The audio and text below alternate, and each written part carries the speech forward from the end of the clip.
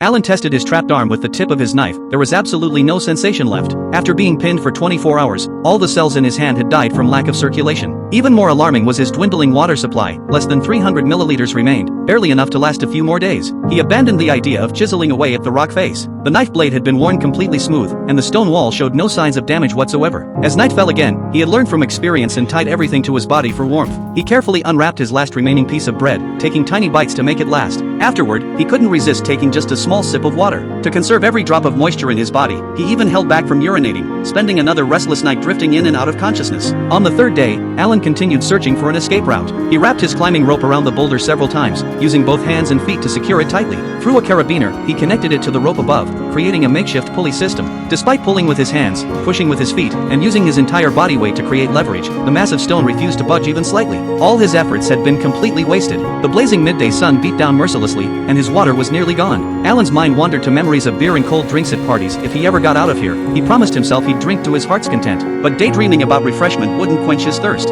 He could only ration his water one careful sip at a time. Suddenly, an overwhelming urge to urinate hit him. He unbuckled his belt and relieved himself, probably the result of holding it in for so long. Thinking ahead, he used his water bladder to collect the urine, saving it for potential emergency use. As darkness fell once more, Alan began analyzing what he had learned. The pulley system was useless because the climbing rope had too much give to it. Chiseling at the rock wall was pointless and only made his arm more tightly wedged. He started mentally preparing for the worst-case scenario. He pulled out the cotton tubing from his water bladder's drinking tube. It would make an excellent tourniquet. He tied it around his upper arm and used a carabiner to gradually tighten it. Then he began attempting to cut through his own arm. However, the knife blade was so dull it couldn't even break the skin, and the effort drained what little energy he had left. When he reached for his water, he accidentally knocked over the bottle, watching helplessly as the precious liquid spilled onto the ground. The waste of his lifeline filled him with utter despair. In his delirious state, thoughts of his family and girlfriend brought him a moment of comfort. Suddenly, a deafening crack of thunder jolted him back to reality. He opened his mouth wide and unscrewed his bottle cap as torrential rain poured down like a waterfall. But the downpour quickly turned into a raging torrent, rushing through the canyon crevices with frightening speed.